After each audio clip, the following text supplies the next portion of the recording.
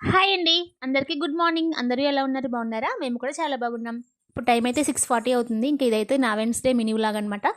ఇంకా లేచి లేవంగానే పైన రూమ్ అంతా క్లీన్ చేసేసుకొని, బయట బాల్కనీ అంతా తుడిచేసి కిందకైతే వచ్చేసానండి ఫేస్ వాష్ చేసుకొని. ఇంకా వచ్చి రాగానే అత్తయ్య, మా బాబు మాట్లాడుకుంటున్నారు. చెప్పాను కదండీ!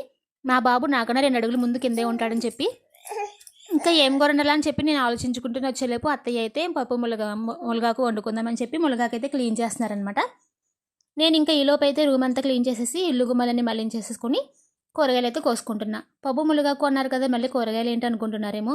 ఈ దొండకాయలు మొన్న 4 రోజుల నుంచి ఉంటున్నాయండి ఫ్రిడ్జ్లో. ఇంకొక రోజు ఉందనుకోండి మొత్తం తినకుండా పోతాయి అనమాట. అందువల్ల అయితే ఇంకా మసాలా వేసి వండేద్దాం కదా అని చెప్పి కట్ చేసి పెట్టుకుంటున్నాను. దొండకాయ కూర తినడానికి బాగానే ఉంటుంది, కానీ దొండకాయలు కట్ చేయడానికే టైం ఎక్కువ పడుతుందండి. మీరేమంటారు? నేనైతే ఇలానే అనుకుంటా. ఇంకా పప్పు అయితే తాలింపు పెట్టేసుకున్నానండి మట్టి పాత్రలో. ఇంకా దొండకాయలు, ఉల్లిపాయలు, టమాటాలు కట్ చేసి పెట్టడానికి ఇంత టైం పట్టిందనమాట. ఇవన్నీ తీసుకొచ్చి లోపలైతే పెట్టుకున్నాను. బయట పొయ్యి మీద వండేద్దాం అనుకున్నాను, కానీ చాలా గాలిగా ఉంది. ఇంకా అందువల్ల మా అత్తయ్య వద్దన్నారనమాట.